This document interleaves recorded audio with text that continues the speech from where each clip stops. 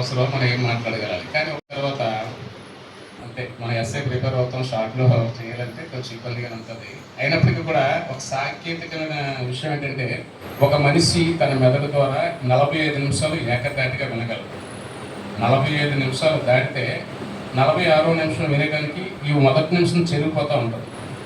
50 నిమిషాలు చెప్పామనుకోండి, మొదటి సారాంశం 5 నిమిషాలు చెరిగిపోతుంది. అందుకనే స్కూల్లోని కాలేజ్లో కూడా 45 నిమిషాలు ఒక పీరియడ్గా పెడుతూ ఉంటారు. అది సైకలాజికల్గా వినే ఛాన్స్ ఉంటుంది. సో అది దాటకుండా మనం ప్రయత్నం చేస్తూ ఉండాలి.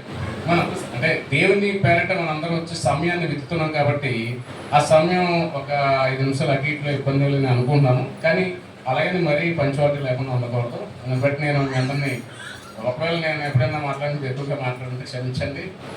ఈరోజు నా సారాంశంలో భాగంగా మనం ఒకటి విడిచిపెట్టాలట.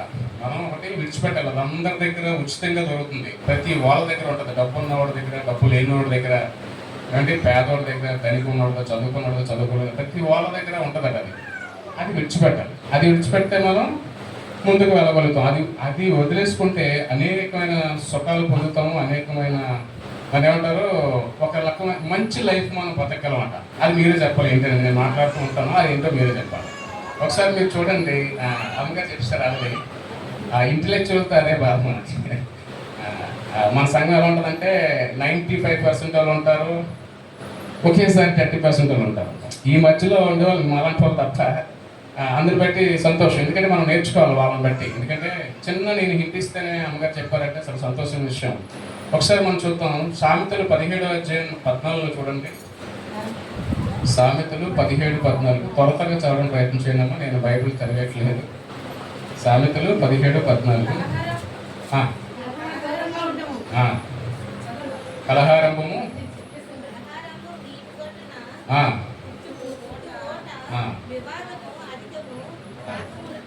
అదే వివాదం కాకమునిపే దాన్ని విడిచిపెట్టేయమంటాడు. వివాదం కాకమునిపే దాన్ని విడిచిపెట్టేయమంటాడు. ఏంటంటే కలహారంభం అనే నీటి ఊట, కలహారంభం అనే చెరువు ఊట. ఏమంటే మనకు ఒక చెరువు ఉంటుంది. ఆ ఊరి చెరువుకి చిన్న గండి పడుతుంది, లేదా చిన్న పీటలు వేస్తాయి. దాన్ని మనం ఎంత జాగ్రత్తగా, నాకు తెలుసు మా ఊళ్ళో ఉన్నప్పుడు వర్షాలు పడుతున్నప్పుడు చెరువు గట్టిని ఏ రోజు గారు ఉదయాన్నే వెళ్ళి పెద్దలు అందరూ చూస్తూ ఉంటారు. ఎందుకంటే చిన్న పీట పడినా అది పెద్దదయ్యి అగాధంగా మారిపోయి కింద ఉన్న ఊరేమవుతుంది, కొట్టుకుపోద్ది. ఊరు మాత్రమే కాదు, అక్కడ కింద చేలలో ఉన్న పశువులు కానీ, పొలాలు కానీ, ఆ 100 ఎకరాల చెరువు ఇరిగిపోతే, ఆ గండి పెద్దదైపోతే మొత్తం కొట్టుకుపోద్ది. చెరువు కదండి గోదావరి గట్టు అనుకోండి. దాన్ని ఏం చేయమంటే చిన్న పీటగా ఉన్నప్పుడే దాన్ని విడిచిపెట్టింది. అంటే వివాదం కాకమునిపే. నేను చెప్పేది చెరువు గట్టు అక్కడ రాయబడింది. ఆ చెరువు గట్టు పడిన పీటే, చెరువు అనే మనం పీట అనే కోపాన్ని విడిచిపెట్టేస్తే వివాదం కాకమునిపే. అంటే ఈ కోపమట ఆకాశంలో తిరిగే పక్షుల దగ్గర నుంచి, భూమిలో పాకే చేపల వరకు, భూమి మీద సంచరించే జంతువుల నుంచి వాటిని తినే మన వరకు కూడా అందరికీ కోపం ఉంటుంది. ఎందుకంటే హ్యూమన్ ఎమోషన్స్లో, మానవ ఆ ఎమోషన్స్లో అట ఖచ్చితంగా కోపం అనేది ఒక ఎలిమెంటే. కోపం అనేది ఒక కారకంగా దేవుడు మనకు పెట్టి ఉన్నాడు, ఒక ఎమోషను. దేవుడు ఇన్ఫాక్ట్ బైబిల్లో దేవుడు కోపపడమని కూడా చెప్తున్నాడు. కానీ ఆ కోపానికి ఎలాంటి కోపపడాలి, మనం కోపపడే దాంట్లో న్యాయం ఉందా లేదా, అసలు కోపపడడం అనేది ఎలా ఉంటుందంటే, దేవుడు ఏం మాట్లాడుతున్నాడంటే, మీరు చూడండి ప్రసంగి 7:9 చూడండి. మూఢుడు మైండ్ మొత్తం కోపమే ఉంటుందట. ప్రతి వాళ్ళకి హృదయం ఉంటుంది, మనసు ఉంటుంది. అంటే మనసులో అనేకమైన విషయాలు దాగి ఉంటాయి. మన హృదయంలో మన మైండ్లో అనేకమైన విషయాలు ఉంటాయి. పెట్టుకోవచ్చు అనేక విషయాలు. మన మెదడునంతా ప్రపంచంలో ఉన్న అయ్యగారు చెప్పారు, అది నిజమైన మాట. అది రాయ్ గారు చెప్పినప్పుడు, ప్రపంచంలో ఉన్న ఆకులన్నీ కరిగించేసి ఇంకుగా తయారు చేసి దాన్ని ఇంకుతో రాసేస్తే ఎన్ని పేజీలు రాయగలమో అంతా కూడా మైండ్ మన దేవుని యొక్క దేవుడు పెట్టినటువంటి ఈ మైండ్ ఈ మెదడులో జ్ఞాపకం ఉంచుకోగలదు. మెదడు మైండ్స్ రెండు ఒకటే. అయితే ఈ మూఢుడు హృదయంలో కోపాన్ని దాచుకుంటుంది. ఒకసారి చదువుతారు ప్రసంగి 7:9. ఆతురపడి కోపపడవద్దు, బుద్ధిహీనుల అంతరంగింద్రనందు కోపము సుఖ నివాసం చేసుకుంటుందండి. చూసారండి, ఎవడైతే కోపపడతాడో, ఎవరికైతే ఎక్కువ కోపం కలుగుతుందో, ఏమంటే ఈ కోపం వల్ల నష్టం జరుగుతుందా, కీడు జరుగుతుందా చెప్పండి. ఒకసారి చూడండి 16 కీర్తన 16:32లో.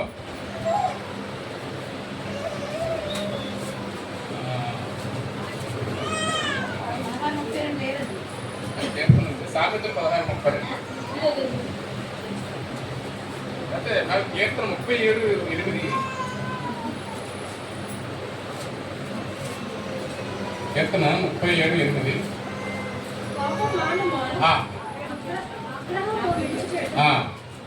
ఇది కీడికే కానీ వేలేమి చేయలేదు. కోపం అనేది చాలా తక్కువ సందర్భాల్లో కోపం ఉపయోగపడుతుంది. పిల్లలు గద్దించుకునేటప్పుడు కానీ, ఒక సందర్భంలో మనల్ని ఎవరైనా ఊరికే ప్రేరేపించి మనల్ని హింస పెడుతున్నప్పుడు కానీ, ఆ ఒక్క సందర్భంలో 1-2 మైనర్ పాయింట్లు తప్ప ఈ కోపం అనే దగ్గర కోపపడకండి, వ్యసన పడకండి, వివాదం నేర్పుకండి, అది కీడికే కానీ మేలేమి లేదంటండి. అంటే అయితే నేను ఒకటి అంటాను, అయితే మనం ఎలా బ్రతకాలంటే కోపం ప్రతి వాళ్ళకి ఉండాలి. కోపం ఉంటే అసమాధానం హృదయం అట కోపాన్ని నిలయంగా ఉంటుంది. నీకు సమాధానం లేకపోతే ఒక వ్యక్తితోని నీ ఎప్పుడైతే నువ్వు ఆ వ్యక్తితో సమాధానం పడలేదో నీ హృదయం అంతా ఒక ఏమంటుంది అసమాధానంతో నిండిపోయి ఉంటుంది. నీకు నెమ్మది ఉండదు. అదేం చేస్తుందంటే నీ ఆరోగ్యాన్ని బలి తీసుకుంటుంది. నీ ఆరోగ్యం ఖచ్చితంగా చాలా విషయాలు ఉన్నాయి. కోపం వల్ల వచ్చే నష్టాలు దేవుడు చెప్పినట్టు మనం ముందుకు వెళ్దాం. ఏం చేస్తున్నాడంటే కొలస్సీ 3:8 చూడండి అన్న ఒకసారి. కొలస్సీ కోపమును కొలస్సీ 3:8 నేను చదువుకోవడం మొత్తం పోటీ పడిపోతాను. ఇప్పుడైతే మీరు కోపము, ఆగ్రహము, దుష్టత్వము, దూషణ, మీ నోట బూతులు అను వీటన్నిటినీ విసర్జించడి.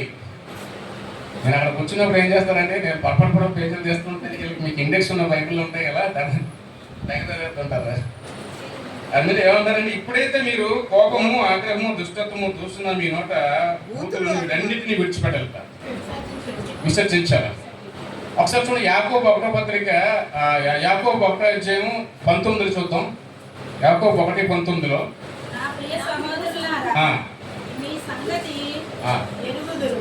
కనుక ప్రతి మనుష్యుడు వినుటకు వేగిరపడవాడును, మాట్లాడుటకు నిదానించువాడును, కోపించుటకు నిదానించిన వాడే ఉండాలట. కోపం ఏం చేయాలంటే నిదానించినట్లుగానే ఉండాలట. అక్కడ 20 కూడా ఉంటా చదవనమ్మా. 20 ఎందుకనగా నరుని కోపం దేవుని నీతి నెరవేర్చదు. నరుని కోపం అట దేవుని నీతి నెరవేర్చదు. ఈ కోపం వల్ల ఏమవుతుందంటే అనేక కుటుంబాలు విడిపోతున్నాయి, మానవ సంబంధాలు పోతున్నాయి, మానవ సంబంధాలు చెడిపోతున్నాయి, అనేకమైన అనారోగ్యాలు జరుగుతున్నాయి. మనకి ఒంటిలో కోపం ఉంటే కదా అనేకమైన అనారోగ్యం జరుగుతుంది. అంత మాత్రమే కాదు, అపార నష్టం తీసుకొస్తుందట. కోపం చేయడం వల్ల కోపం కలిగి ఉంటే పాపాన్ని కూడా దాసులవుతారని చాలా స్పష్టంగా చెప్తుంది బైబిల్. ఇటువంటి కోపాలను మనం ముందుకు కొనసాగించగలం. అఫ్కోర్స్ కొన్ని ఇప్పుడు ఒక వ్యవస్థలో పనిచేస్తున్నప్పుడు ఆ అధికారి పనిచేసే వాళ్ళ మీద కోపడుతూ ఉంటాడు, భార్య భర్త మీద కోపడుతుంటాడు, లేదా పిల్లల మీద తల్లిదండ్రులు కోపడుతుంటారు. కోపం అనేది అవసరమే. అది ఏ మేరకు ఉండాలి ఆ కోపము, ఆ ఏ మేరకు దేవుడు దాన్ని యాక్సెప్ట్ చేస్తున్నాడు. కోపాన్ని మాత్రమే మన హృదయంలో ఉంచుకొని చిట్టుపట్లాడుతూ ఒక దైవ సేవకుడు చెప్తాడు కదా, ఒక్క కోపాన్ని నువ్వు ఒక్క నిమిషం అనుకుంటే 100 రకాలైన సమస్యల నుంచి తప్పించుకోవచ్చు. ఒక్కసారి కోపపడిపోయి ఒక మాట అనేసి ఒక్క దెబ్బ కొట్టేస్తే ఆ తర్వాత వచ్చే సమస్యలు 100 సమస్యలు ఉంటాయి. అసలు సమస్య సృష్టించుకున్నది ఎవరంటే మనమే కదా. కోపం కలిగి మనము దురుసుగా ప్రవర్తించడం ద్వారా ఆ ఒక్క నిమిషం నిబద్ధత కలిగి ఉంటే ఖచ్చితంగా నువ్వు 100 రకాలైన పాపాల నుంచి విడిపించు. ఒక వ్యక్తి తన డబ్బులు లెక్క పెట్టుకుంటాడటండి. తన 4 ఏళ్ళ చిన్నారి తన డబ్బులు లెక్క పెట్టుకుంటే ఒక 50 రూపాయల నోటు తీసేసి చింపేసింది ఆమె. ఈయనకి అది 50 అవని 500 అవని ఈమెకి ఉన్న కోపాన్ని బట్టి పక్కన తన దగ్గర ఉన్న ఫోన్ తీసుకుని ఎత్తుమే కొట్టేశాడు. చాలా గట్టిగా కొట్టాడు. అంటే ఆ కోపం అంటే 50 రూపాయలు చిరిగిపోయింది అని కోపం. అది ఏం జరిగిందంటే అది ఏదైతే మెమరీ పవర్ నెరవు ఉంటుందో ఆ నెరవు పగిలిపోయి ఇప్పటికీ కూడా ఆమె ఒక సైకలాజికల్ పేషెంట్గా ఉండిపోయేది. మీకు తెలుసా, ఆ పాప చూసి ఈయన జీవితాంతం బాధపడుతున్నాడు. ఒక్క క్షణం 50 రూపాయలు అంటే డబ్బు ఆస్తి కూడా మనకి మనుషుల నుంచి ఏది కాదు కదా. దేవుడు ఏం చెప్తున్నాడంటే ఇటువంటి కోపాన్ని నువ్వు కలిగి ఉన్నట్లయితే ఆ 3 హృదయం అంతా కోపం ఉంటుందట. ఒక కోపగస్తుడి కంటే మీరు చూడండి సామెతలు 16:32 చూడండి. పట్టణాన్ని స్వతంత్రించుకోవాలంటే పట్టణాన్ని స్వతంత్రించుకున్న రాజు కంటే కూడా వారి హృదయాలను దోసుకునేటువంటి నాయకుడు గొప్పవాడిగా దేవుడు చెప్తున్నారండి. అనేక మందికి నాయకుడిగా లీడర్గా ఉండడం గొప్ప విషయం కాదు, కానీ ఆ అనేక మంది ద్వారా వాళ్ళ హృదయాలను గెలుచుకునేవాడే గొప్పవాడు. చూడండి 16 సామెతలు 16:32. పరాక్రమశాలి కంటే ఆ. దీర్ఘశాంతం కలవాడు ఆ. శ్రేష్ఠుడు. ఆ. పట్టణపు పట్టుకున్నవాడి కంటే ఆ. తన మనస్సును ఆ. స్వాధీనపరచుకున్నవాడు Yes. శ్రేష్ఠుడు. అవును, ఇద్దరు మనుషులు గొడవ ఆడుకున్నప్పుడు మనం ఏంటి ఈ గొడవ అస్తమాన పడుతున్నాం, మధ్యలోకి వెళ్ళి పటాపట ఆనోటి ఈనోటి లాగేసి కూర్చొని అంటే అట్లీస్ట్ ఆడు ఒకటి పడతాడు, ఎవడో వీడో ఆడో మనం విడిపించడానికి వెళ్ళి మనకు ఒకటి పడుతుంది. ఆ పడిన తర్వాత మనం కూడా బుక్కతో ఏమంటారు దాన్ని, మొహం వాసిపోయిన పక్కన కూర్చొని అలా కూడా సర్దుమనించవచ్చు ఆ గొడవని. అవునండి, ఇద్దరు గొడవ పడితే మనం మధ్యలో దూరేసి ఆడిని పటాయి పటా కొట్టేసి ఈడు కొట్టించేసుకుని కూర్చోవచ్చు. అసలు పరాక్రమశాలుడు అలా చేస్తాడటండి. దీర్ఘశాంతుడు ఏం చేస్తాడంటే వాడి నోరుతో సమాధానం పరుస్తాడు, లేదా అక్కడి నుంచి వెళ్ళిపోతాడు. వెళ్ళిపోతే ఇంకేమైంది, శ్రమ లేదు కదండి. ఇప్పుడు అనేక మందికి లీడర్గా ఉండడం గొప్ప విషయం. అనేక మంది చేత ఇతను మంచివాడు, ఇతను సాత్వికుడు, ఇతను దీర్ఘశాంతుడని ఆ కోఆర్డినేషన్ అవ్వడం ముఖ్యం అండి. చాలా మంది లీడర్స్ ఉంటారు, ఐదర్ సంఘంలో కావచ్చు, బయట పాలిటిక్స్లో కావచ్చు, ఏదో దగ్గర కావచ్చు. వాళ్ళందరినీ చిటపట్లాడుతూ పెద్ద మేనేజ్మెంట్ స్కిల్స్ చూపిస్తామని ప్రయత్నం చేస్తూ ఉంటారు, కానీ వాళ్ళు అక్కడ ఉన్న సమాజం యొక్క హృదయాలు గెలుచుకోలేకపోతున్నారు. కారణం ఏంటంటే తనకున్న కోపాన్ని బట్టి. అంతే కదండి, కోపంలో ఏంటంటే ఒక ఆయన చెప్తూ ఉంటాడట, ప్రేమతో విషయాన్నైనా అమ్మేయవచ్చు, ఈ చిటపట అని మాట్లాడే ఆమె ఒక తేనెను కూడా అమ్మలేదు. ఎందుకంటే తన మాటలు అలాంటివి, ఏది నోటికి వస్తుందో తెలియదు. చాలా మంది కొంతమందికి ఈ మానవ సంబంధాలు దెబ్బతిన్న విషయం ఏంటంటే ఒక్కొక్కసారి కోపం వస్తే వాళ్ళు అసలు ఏమి నోటికి ఏమొస్తుందో కానుకోరమాట, ఇంకితం కూడా వదిలేసి తల్లిని, తండ్రిని, పిల్లల్ని, లేదా భార్యని, భర్తని, ఇలా అత్తని అసలు అన్నరాని మాటలు అనేస్తుంటారు ఆ కోపంలో. ఏమంటే మానవ సంబంధాలు దెబ్బతింటే ఏంటంటే కారణం అంటే ఆ ఇంకితం కోల్పోతుంటారట. ఒకసారి మదర్ తెరిసా గారు, మనకు తెలుసు కదా, మదర్ తెరిసా సువార్తకి వెళ్ళినప్పుడు ఆమె సర్వీస్ చేస్తున్నప్పుడు ఒక రోజు సిగరెట్లు తాగి బీడీలు తాగి ఒక వ్యక్తిని అడిగారట, తమ్ముడు నువ్వు నీకున్న సొమ్ము నీకు రణాన్ని అంత వ్యసనంతో వృధా చేసుకుంటున్నావు, నీ దగ్గర ఉన్న ఆ సొమ్ము నాకు ఇచ్చినట్టయితే ఈ రోడ్డు మీద ఉన్న కుష్టి వాళ్ళు బాగు చేయగలను, రోడ్డు అవతల ఉన్న అనాథులకి నేను వాళ్ళకి షెల్టర్ ఇవ్వగలను, అది ఇవ్వచ్చు కదా అని చేయి చాయిస్తే ఆ మదర్ తెరిసా గారి వైపు ఒక వికృతంగా ఒక చూపు చూసి తన నోట్లో ఉమ్మంతా చేతి మీద చూశారటండి. అప్పుడు ఆమె ఏమంటారు, మనమైతే ఏం చేస్తాం, మనల్ని చూసి ఉమ్మూస్తేనే మనకి ఎక్కలేని కోపం నసాలానికి ఎత్తేస్తుంటుంది. అయితే ఆమె అన్నదాకా, తమ్ముడు ఇది నా కోసం, వారి కోసం ఏమిస్తామని అడిగింది. చాలా చాలా గొప్ప విషయం కదండి. మనం మీద ఒక వ్యక్తి ఉమ్ము వచ్చినప్పుడు మనం అది పక్కన పెట్టి మనకున్న దీర్ఘశాంతాన్ని ప్రదర్శించుకొని, మనకున్న దయాలత్వాన్ని, సాత్వికం ప్రదర్శించుకొని మనం ఏం చేసామండి, ఆ యొక్క మదర్ తెరిసా గారిలో మనం చేయగలుగుతున్నామా? అసలు మీరు ఒకసారి చూడండి, 15 కీర్తన సామెతలు 15:18 గోపోత్రికట వివాదం రేపుతూ ఉంటాడట, వాళ్ళకి ఎంత చూసండి. కోపోత్రికుడు ఎప్పుడు కూడా ఎప్పుడైతే కోపం కలిగిన వ్యక్తితో జనరల్గా ఎవడో ఫ్రెండ్షిప్ చేయలేండి. ఎందుకంటే కోపాన్ని బట్టి ఎవడో దగ్గర ఉండడు. కోపం లేని వాడితో ఎవరైనా ఫ్రెండ్షిప్ చేస్తారు, కానీ కోపం ఉన్నవాడితో ఎవరో ఫ్రెండ్షిప్ చేయలేరు. ఆ కోపం ఉన్నవాడు ప్రతి దానికి కూడా వివాదం. ఒక ఫ్రెండ్ ఉండేవాడు, నాతో పాటు వర్క్ చేస్తాడు, ఆయన కాకినాడలో రాజమండ్రి చేసినప్పుడు. ఇప్పుడు ఏ రెస్టారెంట్కి ఎలాంటి సందర్భం వెళ్ళినా పాపం వీడి పెద్ద ఉద్యోగం కాదు, ఆ సర్వర్ బేరలు బట్టి ఊరికే అసలు ఆయన పక్కన మేము భోజనం చేయడం భయం వేసింది. ఎలాగోలాగా రెస్టారెంట్ బయటకు వచ్చేటప్పుడు గొడవే. అది ఉల్లిపాయలు త్వరగా తేలేదని ఏంటది దాన్ని అంటాడు కట్లెట్ సమేదో పెరుగు కచ్చంబారు మేబీ అది తీసుకున్న ప్రతి దానికి ఒక టిష్యూ పేపర్ లేదని, వేడినీళ్ళు తేలేదని, బౌల్ తేలేదని, ఆ తిన్నది బయటికి వెళ్ళిపోయే వరకు కూడా ప్రశాంతంగా ఏ రోజు బయటకు వెళ్ళాం. తర్వాత అర్థమైంది, వీడితో మనం వెళ్ళాము ఏదో ఒక రోజు అన్నిసార్లు మనం గొడవపడడం కదా, వాడికి ఎవరికైనా ఇల్లు అంటే అవతల తగిలాడు అనుకోండి, ఆవిడతో పాటు మనలో కూడా వాయించేస్తారు, మొత్తం కుక్కలన్నీ వాసిపోతాయి. అందువల్ల ఏంటంటే కోపోద్రించి ఎప్పుడు కూడా కలహం పుట్టిస్తాడు. దీర్ఘశాంతి అయితే మాత్రం ఆయన ప్రేమను చూపిస్తామని ఇష్టపడుతుంటారు. అందుబట్టి ఏం చేయాలంటే మనం కోపాన్ని విడిచిపెట్టాలి. ఈ కోపం వల్ల నష్టాలు మీరు చూస్తారా, నాకు తెలిసిన కొన్ని నష్టాలు చెప్తాను. కోపం వల్ల ఆశీర్వాదం కోల్పోతామంట. మీకు తెలుసండి ఏంటంటే కోపం వల్ల ఆశీర్వాదం కోల్పోతాం. ఎలా అంటారు, మీరు చూడండి, మోషే ఆ ఇశ్రాయేల్ ప్రజలను నడిపించినప్పుడు ఆయన పడిన బాధ వర్ణాతీతం అన్నమాట. ఇప్పుడు కూడా అలాగే ఉన్నారు అనుకోండి. అనేక సందర్భాల్లో దేవుడిని అడుగుతాడట, ఈ ప్రజలన్నా చంపేసి లేదా నన్నైనా చంపేసి, అంత వెక్స్ అయిపోయినప్పుడు హోరేబ్ దగ్గర యేసుక్రీస్తు అదే యెహోవా దేవుడు ఏం చేస్తాడంటే వారికి నీళ్ళు అడుగుతున్నారు కాబట్టి నా మామన్న బండను కొట్టి నీళ్ళు ఇస్తానంటే మీరు చూడండి ఇరిమియా 10:10 ఇరిమియా 20:10 ఉంటుంది. ద్రోహులారా అని మాట్లాడతాడు. కానీ మాట పలికి ఏం చేస్తారంటే జస్ట్ ఇంకా వెళ్ళిపోతారన్నమాట. కానానికి చేరే ముందులోనే ఎప్పుడైతే ఆయన ఆ మాట మాట్లాడే కోపాన్ని బట్టి ఆ ప్రజలు విసిగిస్తున్న కోపాన్ని బట్టి ఆయన ఏం చేశాడంటే ద్రోహులారా అని అంటారు. అప్పుడు అన్ని యెహోవా దేవుడు అంటాడు, ఈ జనాల మధ్యన నా పరిశుద్ధతను మీరు కాపాడలేకపోయారు కాబట్టి మీరు ఏదైతే నేను ఆశీర్వాదం కలిగిన దేశానికి మీరు రాకుండా పోతారు. అంటే ఆశీర్వాదం కోల్పోతున్నాం. ఎందుకంటే ఉందండి 20:10 ఉందా? అది కదా సంఖ్యాకాండం 20:10. సంఖ్యాకాండం చూడమ్మా, సంఖ్యాకాండం 20:10. జస్ట్ రిఫరెన్స్ కోసం మీ అందరికీ తెలుసు. తరువాత మోషే ఆ. అహరోనులు ఆ బండ ఎదుట సమాజమును పోగు చేసినప్పుడు అతడు వారితో ద్రోహులారా వినుడి. ఏదైతే సాలమ్మ ఏదైతే మోషే అంతవరకు దేవుని చిత్తానుసారం ఆ ప్రజలను నడిపించుకోవచ్చు, ఆ వ్యాధుల నుంచి బాధల నుంచి విడిపిస్తూ ఉంటే ఇశ్రాయేల్ ప్రజలు అసలు నేనంటాను దారుణమైనటువంటి, మరి అన్ని దేశాల్లో అలా ఉంటుండొచ్చు కానీ మన చరిత్ర రాయబడింది కాబట్టి ఆ ప్రజలు ఎంత విసిగించారో 40 సంవత్సరాలు మోషేని. మా అలాంటి వాళ్ళు అయితే ఒకరోజు 2 రోజులు కూడా వాళ్ళతో ట్రావెల్ చేయలేం.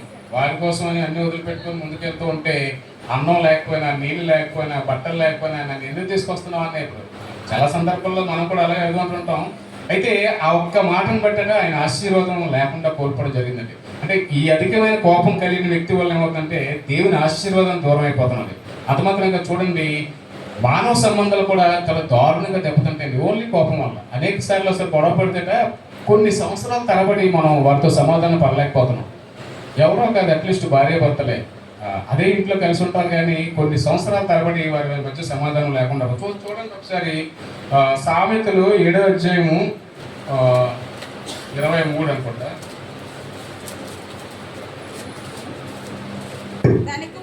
సామెతలు 7:27 అమ్మా, 27:3. రాయి బరువు ఇసుక భారము ఏంటి మూడిని కోపము వాడండి. ఏంటి దాని అర్థం ఏంటంటే రాయి బరువు ఇసుక భారం అట. ఈ రెండు కూడా మూడిని కోపంతో సమానం. మనకి ఏం చేస్తారండి, ఒక 10 కేజీలు రాయి లేదా 20 కేజీలు రాయి మనం నెత్తి మీద ఇస్తే ఎంతసేపు మనం మోయగలం? ఎంతసేపు మోస్తాం? మహా అయితే మనం చెప్పిన జర్నీ డెస్టినేషన్ రీచ్ అయ్యేదాకా మనం ఓపుకుంటూ మోయగలము. అసలు డెస్టినేషనే లేకపోతే ఎక్కడ పెట్టాలో తెలిపితే మహా అయితే 1-2 గంటలు గాగా ఓపుగా ఉంటే ఒక 5-6 గంటలు నెత్తి మీద పెట్టి మోయగలం. తర్వాత ఏం చేస్తాం? ఖచ్చితంగా పడిసేస్తాం. అది ఎనీ కాస్ట్ ఆఫ్ లాస్ ఏం చేస్తాం? తప్పని పడిసేసి అది జీతం అవ్వకపోయినా పర్లేదు. ఏంటంటే ఈ భారం అంటే కోపం కలిగిన మూడు వంటి భార్య కలిగి ఉంటే లేదా వంటి భర్త కలిగి ఉంటే వాడు ఎన్ని రోజులు మోయగలరంటే ఆ బరువుని? సమాధానం పడలేని భార్యతో లేదా భర్తతో నెత్తిమే పెట్టుకొని ఎన్ని రోజులు మోయగలడు ఆ భారాన్ని? దేవుడు క్లియర్గా పోలుస్తున్నాడు. కోపము ఆ రాయి బరువు ఇసుక భారం వంటిదట. ఒక రిలేషన్లో ఉన్నప్పుడు, ఒక మానవ సంబంధాలు కలిగినప్పుడు ఒక తండ్రి పదే అకారణంగా ఇంట్లో పిల్లల్ని తిడతా ఉంటే ఆ పిల్లలు వచ్చి తన హృదయం మీద ఇప్పుడు చేరగలరా? ఖచ్చితంగా రాలేదు కదండి. ఒక భార్య భర్తని పదే కాదు కారణం లేకుండా హింసిపెడుతుంటే ఏం చేస్తుంటాడు? వాడు అనుకుంటాడు అమెరికాలో లేదా లండన్ ఏమిటి ఈ పాటికి 150 సార్లు విడాకులు ఇచ్చవచ్చు. ఇండియాలో అంటే మనకున్న ట్రెడిషన్ బట్టి, మనకు ఆ పెరిగిన విధానం బట్టి మనం ఏం చేస్తామంటే ఈ ఎథిక్స్కి భయపడి, ఎథిక్స్కి గౌరవిస్తూ అనేక సార్లు చాలా కుటుంబాలు అలా మూవ్ అవుతూ ఉంటాయి. నేను అనుకుంటాను రానున్న రోజుల్లో ఇండియాలో కూడా చాలా మన సర్వేలు చెప్తున్నారు, పెళ్లి చేసుకోవడానికి యువత 61% మాత్రమే ఇష్టపడుతున్నారు. ఊరికే ఎందుకండి ఒక పౌచం తగిలించుకొని వాడికి వంట చేసి ఆడవాళ్ళు ఆడికి వంట చేసి ఆడు చెప్పినట్టు విని ఆడు చెప్పినట్టు డ్రెస్సులు వేసుకొని మగాళ్ళు ఎందుకంటే ఆమెను పోషించి షాపింగ్లు తిప్పి బంగారం పోయి ఎందుకు ఉండాలి? నా లైఫ్ నేను పోతున్నా, నా జీతం నాకు ఉంది, ఏంటి ఏం దొరకట్లేదు, అన్నీ వస్తున్నాయి ఆన్లైన్లో అని చెప్పి మీరు రానున్న రోజుల్లో అలా చూడండి. మనం దేవుడు రాకడ దూరం అయితే పెళ్ళిళ్ళు అనేవి వద్దనేస్తున్నారు. ఎవరినో తీసుకొచ్చి పక్కన పెట్టి ఎందుకు పోషించాలి? ఉపయోగం ఏంటి? కొంతమంది చేస్తుందో పిల్లలు కూడా కనెక్ట్ లేదు. ఎందుకంటే మనం సస్టైన్ చేయలేకపోతున్నాం, మనం ఇంకా సెట్ కాలేదు అంటే వాళ్ళ హృదయాలు ఎలా ఉంటాయంటే ఎప్పుడు సెట్ అవ్వదు. ఎందుకంటే ఎవరిలో నీకు 100% మ్యాచ్లే ఉన్నాయండి? ఏది లేదు. మీరు బయటకు చెప్పకపోయినా నేను చెప్పగలను 30 to 50% మధ్యలోనే మిగతా 50% కూడా దాన్ని ఏమంటారు రాజీ పడిపోయి అంటే రాజీ పడిపోయి ముందుకు వెళ్తున్నాయి. అయితే ఇప్పుడు ఉన్న సర్వేలు అలా చెప్తున్నాయట, ఆ మూడిన బరువు అయితే లేదా భార్య లేదా భర్త అసలు ఒక్కొక్కసారి కోపం వస్తే మన ఇంకితాన్ని వదిలిపెట్టేసి తన బూతులు తిప్పుతూ ఉంటాడు. అంటే అలాంటప్పుడు వాడు ఆ బరువుని, ఆ మానవ సంబంధం అనే ఆ బరువుని ఎక్కడో పడేయాలని చూస్తాడు. అది ఎన్ని కష్టం, ఎలా పోయినా పడేది. ఎవరు మోయగలరు బరువుని? అది మనం తేలిగ్గా ఉండి సమాధానంగా ఉంటే ఎవడో మొయ్యగలరు తప్ప ఎవడో మొయ్యలేడు కదండి. దేవుడు అయితే క్లియర్గా మాట్లాడుతుంది. మానవ సంబంధాలు కూడా ఈ కోపాన్ని బట్టి ఖచ్చితంగా మనం దూరం అయిపోతాం. ఏంటంటే ఇప్పుడు భార్య సమాధానం పడకపోతే ఎన్ని రోజుల్లో అంటూ సంసారం చేయగలరు? కానీ అతన్ని తన గుండెల మీద తీసుకోగలరా? ఖచ్చితంగా తీసుకోలేదు. సమాధానం లేని, నేను చెప్పాను కదా, సమాధానం లేని హృదయం అట చీకటితో సమానం. మూఢుడికి తన జ్ఞానేంద్రియాలు అన్నింటిలో కూడా ఈ కోపంతో నిండిపోయి ఉంటాడండి. అంటే వాడికి అసమాధానం హృదయమే కోపాన్ని నిలయంగా ఉంటుంది. తర్వాత చూడండి, ఈ కోపం వల్ల జరిగే నష్టం ఏంటంటే అపార నష్టం. అక్కడే చూడము సామెతలు 27:3-4 చూడండి. కోపము క్రూరమైనది, కోపము వరదవలె పొర్లునది, రోషం ఎదుట ఎవడు నిలువగలడు? రోషం ఎదుట ఎవరు నిలవగలడు? కోపం అట క్రూరమైనది. క్రోధము, కోపము క్రోధము అంటే ఇది ప్రో వెర్షన్ అనమాట. ఇది ప్రో వెర్షన్. మీకు చెప్పాలంటే మీకు ఒక మోడల్ ఫోన్ కొనుక్కుంటే దాని తర్వాత వచ్చే మోడల్ ఇంకా ఫీచర్స్ ఉంటాయి. అంటే కోపంలో నెక్స్ట్ క్రోధము. అలాంటి క్రోధంలో ఎవరు నిలబడండి? కోపాన్ని వరదతో పోస్తున్నాడు, కోపాన్ని అగ్నితో పోస్తున్నాడు. మీకు తెలుసు వరదలు వస్తే ఏమవుతాయి ఊర్లోని? ఆ వరద వచ్చిన ఆ గంట 2 గంటల 3 గంటల తర్వాత చూస్తే మీకు అపారమైన నష్టం జరుగుతుంది. పొలాలు కొట్టుకుపోతాయి, పంటలన్నీ పడిపోతాయి, కొబ్బరి చెట్లు పడిపోతాయి, నేలమట్టం అయిపోతాయి. మనం విజయవాడలో జస్ట్ ఒక చెరువు గట్టు తెగిపోయినందుకు విజయవాడ అంతా మునిగిపోయింది. అంటే అపార నష్టం కలుగుతుంది ఈ కోపం వల్ల. ఏంటంటే ఇది క్రోధం ముందు ఎవరు నిలవగలడు? వాడికి ఎవరు ఉంటారంటే ఫ్రెండ్స్గా కోపం కలిగిన వ్యక్తికి ఎవడు ఫ్రెండ్స్గా ఉండడు. దానివల్ల అపారమైన నష్టం కలుగుతుంది. మీకు తెలుస్తుంది, ఆ కోపం పడిపోయిన క్షణం తర్వాత చూస్తే మన మనుషులు దూరం అయిపోతారు, మన ఆస్తి నష్టం అయిపోతుంటుంది. అనేక సార్లు మనమే వస్తువులే పగలగొట్టేస్తుంటాం. చాలా తక్కువ కోపంలో ఉండటం నిర్ణయం తీసుకోకూడదు. ఒకవేళ నిర్ణయం తీసుకున్న దాన్ని ఇంప్లిమెంట్ చేయడానికి ప్రయత్నం చేయకూడదు. కోపంలో ఉన్నటువంటి నిర్ణయాలు ఏది కూడా ఫెయిర్గా రాదు. అపారమైన నష్టం జరుగుతుందట. ఈ కోపాన్ని బట్టి మనం ఏం చేయాలంటే కోపానికి దూరంగా ఉండాలి. లేదా ఆ కోపం మనలో రానుకున్న దీర్ఘశాంతాన్ని మనం ఏం చేయాలంటే ప్రాక్టీస్ చేయాలి. అందరికి ఊరికే వచ్చిందండి దీర్ఘశాంతం ప్రాక్టీస్ చేయడం అంటే ఊరికే రాదు. నేను చెప్పినట్టు మదర్ తెరిసా గారిలాగా అందరూ ఉండలేం. కానీ మనకి వీలైనంత మట్టుకి మన నుంచి కోపాన్ని దూరం. ఎందుకంటే ఈ కోపం ద్వారా అనేకమైన శ్రమల్లో మనం పడిపోతున్నాం. ఈ కోపము అనేకమైన బంధవ్యాలు చేపేస్తుంది. ఈ కోపము అనేకమైన అనారోగ్యాలు తీసుకొస్తుంది. దీన్ని బట్టి మనం ఏం చేయాలంటే ఖచ్చితంగా కోపం దూరం ఉండాలి. తర్వాత 4వ నష్టం ఏంటో చూద్దాం. చూడమ్మా, సామెతలు 14:30. సామెతలు 14:30. సాత్వికమైన మనసు శరీరమునకు జీవము, మత్సరము ఎముకలకు కుళ్ళు. సాత్వికమైన మనసట శరీరానికి ప్రాణాన్ని పోస్తుంది. మత్సరం అంటే ఎముకలకు కుళ్ళు. మత్సరం ఎక్కడి నుంచి వస్తుంది? ఈ మూడు హృదయం అంతా కోపం నిండిపోయి ఉంటుంది. వాడి హృదయంలో అసలు సమాధానమే ఉండదు. ఎన్ని ఉన్నా, ఎంత ఆస్తి కలిగి ఉన్నా, ఎంత మంచి బంధాలు కలిగి ఉన్నా, ఎంత స్టేజ్లో ఉన్నప్పుడు కూడా ఆ కోపం అనేది ఆ మత్సరం ఏం చేస్తుంటుందంటే, మత్సరం మీన్స్ అసూయ. అసూయ కోపం నుంచి పుట్టింది. అంటే కోపం అసూయ ఎలా వస్తుంది? నాకు దొరకంది పక్కోళ్ళకి ఎవరికైనా దొరికితే, నాకు దొరకని బ్లెస్సింగ్ పక్కోడికి దొరికితే, నేను చేయలేని ఉద్యోగాన్ని, నేను పొందలేని ఉద్యోగాన్ని పక్కోడు పొందితే ఆటోమేటిక్గానే అసూయ మనలో ఇన్బిల్ట్ అయిపోయి కోపం వచ్చేస్తుంది. ఒక్కొక్కసారి ఓడిపోయినప్పుడు ఏం చేస్తుంటారండి? ఓడిపోయినప్పుడు పక్కన ఎవరైనా కనపడినా సరే మనం రిలాక్స్ అవ్వలేం. ఎవరైనా మాట్లాడినప్పుడు చిరాకుగా అనిపిస్తుంటుంది మనకి, అనవసరంగా పోయామని. అప్పుడు ఏమవుతుంది? ఈ కోపం వల్ల అంటే మన ఎముకలకి మత్సరం కలుగుతుందట. చాలామంది కీళ్ళ నొప్పులు, నడుము నొప్పులు వస్తున్నాయా? మేబీ కారణం అదేమో చూసుకోండి. ఒకవేళ మన సమాధానం కలగకుండా ఎవరికైనా ఉంటున్నామేమో. నేను అంటాను, పిల్లలకి పెద్ద పెద్ద ఆస్తులు సంపాదించి వాళ్ళకి పెట్టి వాళ్ళు ఎలా ఉంటున్నారో 80 ఏళ్ళ వయసులో మనం వాళ్ళని చూసి సంతోషపడడం కాదు. కానీ వారు ఉంటున్న ఇల్లుని బట్టి, వారు తిరుగుతున్న కార్లు బట్టి మనం సంతోషించడం కాదు. కానీ అదే 80 ఏళ్ళ వయసులో నీ పని నువ్వు చేసుకోవాలి, చలాక్గా పరిగెట్టేలా ఉండాలి. అది కదా ఆశీర్వాదం అంటే. అంతేనండి, ఆశీర్వాదం అంటే కుర్చీ నుంచి లేచి నీ పని నువ్వు చేసుకుంటూ బంగారు చెట్టు గారిలాగా మనకంటే స్పీడ్గా ఎక్కగలగాలి. కానీ మనం 30 ఏళ్ళ వయసులోనే అన్నీ ఉన్నా సరే, జేబులో డబ్బు ఉన్నా సరే, రోజు డాక్టర్ దగ్గరికి వెళ్తున్నాం. అది నా దృష్టిలో ఆశీర్వాదం కాదు నేను చెప్పడం. అసలైన ఆశీర్వాదానికి లేదా అసలైన ఏముంటుందండి, ఆరోగ్యమే అదే ప్రాపర్టీ అట. అంతే కదా. నీ దగ్గర 1000 రూపాయలు ఉన్నా సరే నువ్వు రోజు రేపు అక్కడికి వెళ్ళి చెల్లించేస్తావు. నా దగ్గర 1000 లేకపోయినా 100 ఉంటుంది, నేను ఎప్పుడు 100 దాచుకోగలుగుతాను. నువ్వు 1000 సంపాదించినా నువ్వు అక్కడ డిపాజిట్ చేస్తావు. కాబట్టి ఏంటంటే నీ హృదయంలో మత్సరం ఉన్నట్లయితే, నీ జీవితంలో అలాంటి చోటు చేసుకున్నట్లయితే ఖచ్చితంగా నువ్వు సమాధానం పడలేవు. ఎవడుంటాడంటే కోపం కలిగిన వ్యక్తితో ఎవరు ఇప్పుడు చూడండి, బీపీ వస్తుంటుంది. అనేక సార్లు మనం మాట్లాడుతుంటాం, పాపం ఆయన కోపడడానికి కారణం బీపీ అంటే ఒక రకమైన కరెక్ట్ అయినప్పటికీ కూడా కోపానికి పుట్టిన కూతురే బీపీ, లేదా కోపానికి పుట్టిన కొడుకే బీపీ. గమనించండి, కోపం వల్ల బీపీ రావడం కాదు, అది బీపీ వల్ల కోపం రావడం కాదు, వీడికి ఆల్రెడీ కోపం ఉంటుంది. నేను చెప్పాను కదా, 3 హృదయం అంతా కోపం. సార్ అసలు అది నేను బయటికి మాట్లాడలేకపోతున్నాను, కానీ ఇలా కదిపితే కొంతమంది ఆఫీసర్లు ఉంటారు, అది వినకముందే కసరడం మొదలెడుతుంటాడు. అసలు ఆ ఫైల్ పట్టుకోవడానికి వెళ్ళడానికి భయం వేస్తూ ఉంటుంది. అలాగా అలాంటి హృదయం కలిగిన వాడితో ఎవడో ఫ్రెండ్షిప్ చేయగలరు, ఎవడో చేయలేడు. అది ఏం చేస్తుందంటే వాడిని నాశనం చేస్తుంది. కోపం వల్ల థైరాక్సిన్ అనే హార్మోన్ రిలీజ్ చేయడం ఆగిపోతుంది. దానివల్ల ఏమవుతుందంటే నిద్ర పట్టదు, కొంతమంది ఒబిసిటీ వచ్చేస్తుంటుంది. కోపం వల్ల బీపీ పెరిగితే హార్ట్ స్ట్రోక్స్ వస్తాయి, నర్వస్ సిస్టమ్ దెబ్బతినేసి బ్రెయిన్ స్ట్రక్ అయిపోయి బ్రెయిన్ స్ట్రోక్స్ వచ్చేస్తుంటాయి. ఇదంతా ఎక్కడి నుంచి అండి? జస్ట్ పైసా నేను చెంచా కండలేకపోయినా కోపం అందరికీ ఉంటుంది.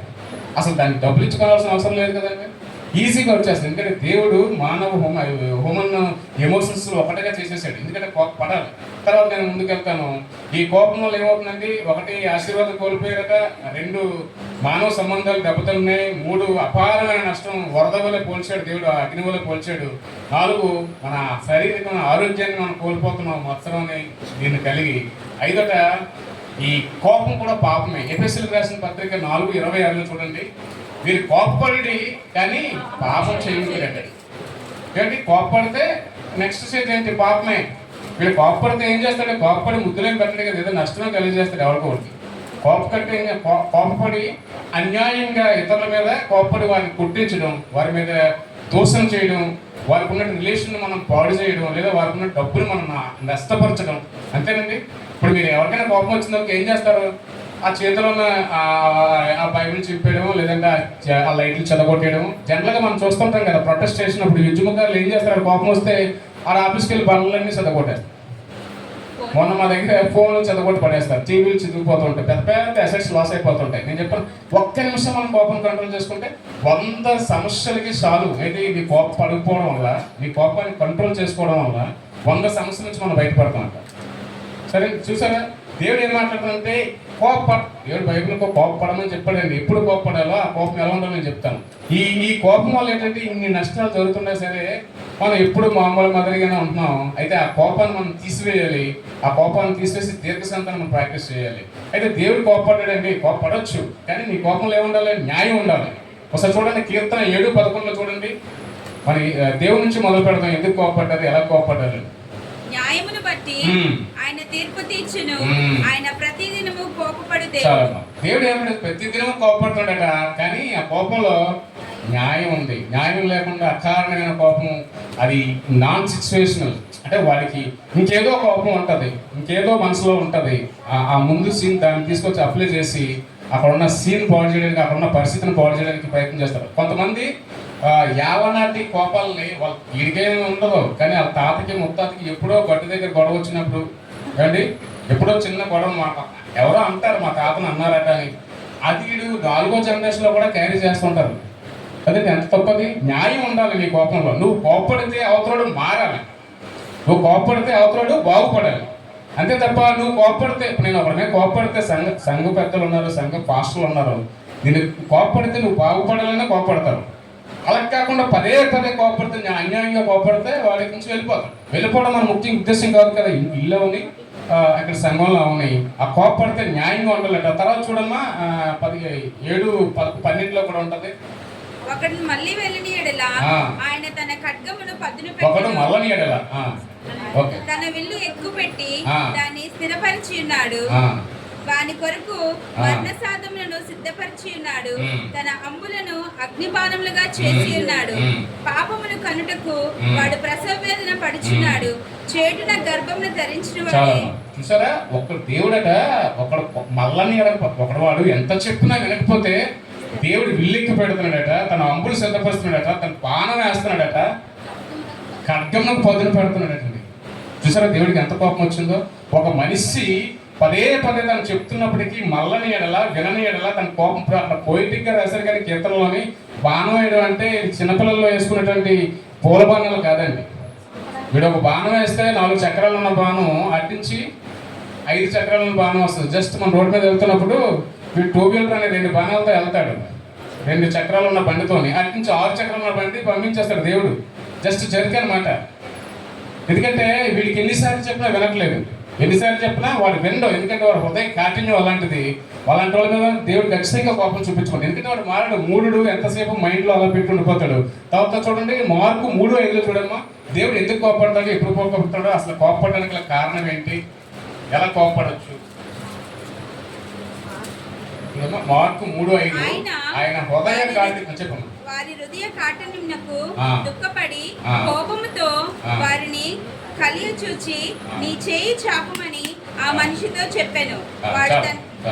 ఆయన వారికి ఉన్నటువంటి హృదయ కాఠిన్యం చొప్పుని ఒకడు ఓచ చేయగలవాడు వచ్చి మాట్లాడి స్వస్థత కోరుతున్నప్పుడు ఈయన స్వస్థ కోరుతున్నామని అడిగినప్పుడు అవును ప్రభు అంటాడు. వీళ్ళు సంఘ పరిశీలన గురించి ఏం చేస్తారంటే ఏ రోజులు వీళ్ళు వాడి విశ్రాంతి దినం రోజున వాడు ఎలా స్వస్థపరుస్తాడు, ఆ యేసుక్రీస్తు ఎలా స్వస్థపరుస్తాడు, స్వస్థపరిస్తే ఆయన నింద మోపాలని చూస్తుంటాడు. అప్పుడు ఆ ఎన్నాళ్ళ నుంచో సంపడుతున్న ఆ వ్యక్తిని స్వస్థపరచడం ముఖ్యమా, విశ్రాంతి దినాన్ని పాటించడం ముఖ్యమా? ఆయన స్వస్థపరచాలి. దేవుడు వాళ్ళు అడుగుతాడు ఏం చేయమనంటే, వాళ్ళు విశ్రాంతి దినం రోజు ఎలా స్వస్థపరుస్తుంటే వాళ్ళకున్న హృదయ కాఠిన్యాన్ని బట్టి దేవుడు కోరగా చూసి, అంటే ఒక రకంగా చెప్పాలంటే గుప్పిళ్ళు బిగించి పళ్ళు కొరుకుతున్నట్టుగా మనం చూడొచ్చు. ఏమండి, అది ఒక నీ హృదయ కాఠిన్యాన్ని బట్టి రోజు మందిరానికి వస్తుంటావు, రోజు సహవాసాలకు వస్తుంటావు, కానీ నీలో ఆ ప్రేమ కానీ ఆ మార్పు కానీ కనబడట్లేదు. అప్పుడు ఏం చేయాలంటే దైవ దోషులుగా ఉన్నవారు కానీ దేవుని కానీ ఖచ్చితంగా కోపపడాలి. ఆ కోపం దేని పనికి వస్తుంది? నీ మార్పుకే పనికి వస్తుంది. నీ మార్పు కోసమనే ఆ కోపడాలి తప్ప మనం వేరే రకాలుగా కోపడితే అది యుక్తం దేవుని యొక్క నీతిని నెరవేర్చదు. అక్కడ అలాగనే ఆ హృదయ కాఠిన్యం చెప్పున మనం అంటూ ఉంటాం ఒకసారి, జస్ట్ ఇప్పుడే టిఫిన్ చేశాడు అప్పుడు చనిపోయాడా ఇంకోటి దేవుడు అంటాడు వీడు ఇప్పుడే టిఫిన్ చేయడం నీకు కనపడాడు, ఎప్పటి నుంచో టిఫిన్ చేస్తున్నాడు, అది ఎప్పటి నుంచో టిఫిన్ చేస్తున్నాడు, అది మీకు కనపడలేదు. దేవుడు మీకు నాకు కనపడ, నేను చేసిన పాపం మీ అందరికీ తెలియపోయినా నాకు తెలుస్తుంది. యాజ్ ఏ మన హ్యూమన్ బీయింగ్ దేవుడు నాకు ఆత్మ పెట్టాడు. నేను ఒక తప్పు చేస్తున్నాను. రాత్రి పడుకున్నప్పుడు మీరు గమనించండి, మనకు వచ్చిన ఆశీర్వాదం, మనకు వచ్చిన బెనిఫిట్స్ కంటే కూడా మనం పడుకున్నప్పుడు ఖచ్చితంగా ఈరోజు నేను ఆ పని చేసే ఆ తప్పు మనలో మాటలు ఖచ్చితంగా క్రైస్తవులకి అది రియలైజ్ అవుతుంది ఖచ్చితంగా. అసలు ఈ పాపం అంటే తెలియనివాడు, అదే లైఫ్ అన్నవాడికి నేను చెప్పాను కదా, సాతాను దేవుని తెలియని వాడిని పూర్తిగా విడిచిపెట్టేస్తాడు. కానీ ఎవడైతే దేవుని తట్టు తిరుగుతున్నాడో వాడిని శోధించడానికి ఎక్కువ ఇష్టపడుతుంటాడు సాతాను. మనం ఒక పాపం చేస్తే అనేకమైన పాపాలు చేస్తాం. రోజుకి ఖచ్చితంగా మనం అందరం యావరేజ్ లెక్కేసుకుంటే 20-30 పాపాలు చేస్తాం. నోటి ద్వారా, చూపు ద్వారా, మన తలంపుల ద్వారా. దేవుడు ఏమంటే లోపల మన తలంపు, మనం మాట్లాడుకున్న ఒకరి కోసం, కష్టాలు ఉన్న కోసం ప్రార్థించకపోయినా అది పాపమే అని. అటువంటి పాపం ఖచ్చితంగా మనకి ఆ రోజు రాత్రికి మనకు గుర్తొస్తుంది. ఆ హృదయ కాఠిన్యం చెప్పిన అదే అంటాడు, ఇప్పుడే నాతో మాట్లాడాడు, అప్పుడే హార్ట్ అటాక్ వచ్చి చనిపోయాడు అంటే వీడికి దేవుడు ఎప్పటి నుంచో చెప్తున్నాడు కానీ మారాడు. ఆ హృదయ కాఠిన్యాన్ని బట్టి దేవుడు అలా శిక్ష తీసుకురావడం జరుగుతుంది. అది మాత్రం కాదు, మీరు గమనించండి, సంఖ్యాకాండం 25 ఒకటో చదువుమో మనకి ఆ సీన్ అర్థమవుతుంది. సంఖ్యాకాండం 25:1 ఇశ్రాయేలు ప్రజలు కనానికి దిగిపోతారు. లాస్ట్ క్షణానికి వచ్చారు. ఆ పాలు నిర్వహించే దేశానికి కింద దిగిపోవడానికి రెడీగా ఉన్నప్పుడు ఇశ్రాయేలు ప్రజలు ఏం చేస్తున్నారు చూడండి. సంఖ్యాకాండం 25:1 ఇశ్రాయేలు షిత్తీములో దిగి ఉండగా ప్రజలు మోయాబీరాలతో వ్యభిచారం చేయసాగారు. వాళ్ళు ఏం చేస్తున్నారంటే ఇశ్రాయేలు ప్రజల్ని 40 సంవత్సరాలు అంటే దాదాపు 39 సంవత్సరాలు అయిపోయింది. నేడే మాకు దిగిపోతారు కదా ఆశీర్వాదం ఆ దేశంలోనికి. అయితే వాళ్ళు ఏం చేస్తున్నారంటే మోయాబీరాలైన స్త్రీలతో వాళ్ళు వ్యభిచారం చేస్తున్నారు. అది ఎంత శ్రమ అండి. అసలు వాళ్ళు ఏం చేయాలి? మనం గద్దించాలా, కోపడాలా, హఠాత్తుగా చంపేయాలా? అక్కడ అదే జరిగింది. అది చూడండి, ఆ 10వ వచనం చూడండి, 10లో చూడమ్మా. 8 చదవండి ఒకసారి. 8 సమాజం నుండి లేచి వీటిని చేత పట్టుకుని పడక చోటికి ఆ ఇశ్రాయేలుని వెంబడి వెళ్ళి ఆ ఇద్దరిని అనగా ఆ ఇశ్రాయేలుని ఆ స్త్రీని కడుపులో గుండా దూసిపోనట్లు పొడిచాడు. ఎవరైనా పొడిచింది ఫినెహాస్. ఫినెహాస్ కట కోపం వచ్చింది. అందరం ఉన్నాం, మనందరం ఇశ్రాయేల్ ప్రజలమే. అక్కడ తప్పు జరిగింది, మనం చూస్తున్నాం, గద్దించలేకపోతున్నాం, మాట్లాడలేకపోతున్నాం. దేవుడి పని అది, పని చేయడం. దేవుడికి ఉన్న ఆత్మ నువ్వు కలిగి ఉంటే ఏం చేస్తావు? దేవుడు ఏం చేయబోతావు నువ్వు అదే చేస్తావు. అక్కడ ఫినెహాసు అసలు అక్కడ మీటింగ్ పెట్టిందే ఆ పోరంబోకు పని. మీకు తెలుసు కదండి పోరంబోకు అంటే, అది వేరేలా తీసుకోవద్దు. అసహ్యమైన పనులు చేసిన దాన్ని బట్టి అక్కడ మీటింగ్ పెట్టారు. మీటింగ్ పెట్టి దానికోసం మాట్లాడుతుంటుండగానే ఈ మోయాబిరాలతో వ్యభిచారం చేసిన ఆ ప్రజల గురించి వీళ్ళు మాట్లాడుకొని ఇలా చేయకూడదని మాట్లాడుతున్నప్పటికే ఆ ఇశ్రాయేల్ సహోదరుడు ఇంకొక గిజ్జోనీల నుంచి ఒక లేడీని తీసుకుని వస్తూ ఉంటాడు. అంటే పంచాయతీ జరుగుతుండగానే దేనికోసం పంచాయతీ జరుగుతుందో అదే పని ఇంకోటి చేస్తున్నప్పుడు ఈ ఫినెహాసుకి ఎక్కలేని కోపం వచ్చి ఈ నుంచి ఈటి కొడిస్తే ఈ ఇశ్రాయేల్ నుంచి అవతల లేడీకి ఒకే ఈటి ఇద్దరికి సమాధానం అయిపోయింది. అప్పుడు ఏం చేశాడు దేవుడు? నరహెచ్చుకుని అకౌంట్ వేయలేదండి. 10వ వచనం చదివామా? నేను కలిగిన మనస్సు నువ్వు కలిగి ఉన్నప్పుడు ఖచ్చితంగా అది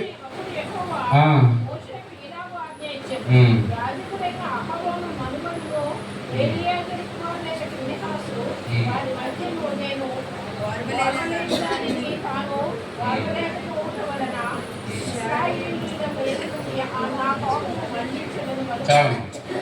వాస్తవానికి దేవుడు ఏదైతే మనసు కలిగి ఉన్నాడో ఆ సందర్భంలో దేవునికి వచ్చినట్టు కోపాన్ని ఆ ఫినెహాస్ కూడా అదే కోపం వచ్చింది. ఎందుకంటే దేవుని యొక్క మనసు కలిగి ఉన్నాడు. దేవుడు తనతో ఏకీభవించినట్లయితే ఖచ్చితంగా దేవునికి ఏది మంచి అనిపిస్తుంది, మనకి అదే మంచి అనిపిస్తుంది. దేవునికి ఏది చెడ్డ అంటే మనకి అదే చెడ్డ అనిపిస్తుంది. ఆ ఇశ్రాయేల్ సమూహం నుంచి ఫినెహాస్ అని ఆయన తీసి ఆ ఈటితో ఒకేసారి ఆ కోపంలో న్యాయం ఉందా లేదా? అలా ఉండాలి మన కోపాలు. మీ హృదయ కాఠిన్యాన్ని బట్టి నేను గద్దించాలి. నా సహోదరుడు పాడైపోతున్నప్పుడు వాడు నేను గద్దిస్తే వాడిపైన నేను పళ్ళు బిగించినా గుప్పిళ్ళు బిగించినా ఏం చేయాలంటే వాడు మారేలా ఉండాలి, బతుకు కట్టుకునేలా ఉండాలి తప్ప నీ కోపం పదే పదే ఒక రాయిలాగా ఒక అగ్నిలాగా ఉంటే అదేం చేస్తుందంటే నీ కోపం నీకే శత్రువుగా మారుతుంది. అంటే నీ కోపం నీకే శత్రువుగా మారుతుంది, నీ ఆరోగ్యం పాడైపోతుంది, నీ సంబంధాలే పోతాయి, నీ మానవ సంబంధాలే పాడైపోతాయి, నీ ఆశీర్వాదం పోగొట్టుకుంటావు.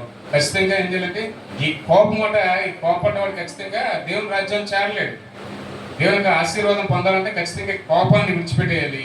పరిశుద్ధాత్మ పొందాలన్నా కూడా కోపం లేకుండా ఉండాలి. ఇందుని బట్టి నేను చెప్తున్నానంటే ఈ కోపం సర్వసాధారణమైన చిన్న ఎమోషన్. నేను చెప్పినట్టు పేదవాళ్ళలో ఉంటుంది, చదువుకున్న వాళ్ళు ఉంటుంది, డబ్బున్న వాళ్ళు ఉంటుంది, చెంచా కండలు లేనివాడు కూడా ఉంటుంది. ఇది గొప్ప విషయం కాదు, ఎందుకంటే అది టన్నులు ఉంటుంది కోపం. దాన్ని మనం కంట్రోల్ చేసుకోగలిగితే దేవునికి న్యాయమైన కోపం. కోపడంటే తప్పులేదు, ఆ కోపంలో న్యాయం ఉండాలి. ఒకవేళ ఎవరికైనా కోపడితే కదా అది సాయంత్రం ప్రొద్దు కొనుక్కోక ముందే అది మనం సమాధాన పడాలి. సమాధాన పడకుండా మనం ఆ రాత్రి పడకల మీద చేరినప్పుడు కూడా అది ఖచ్చితంగా అసమాధానపు హృదయంలో ఖచ్చితంగా చీకటి ఉంటుంది. ఆ కోపం అనేది నేను హరించి వేస్తుంది. దేవుడి యొక్క అవకాశం ఇచ్చినందుకు పాస్టర్ వందనాలు.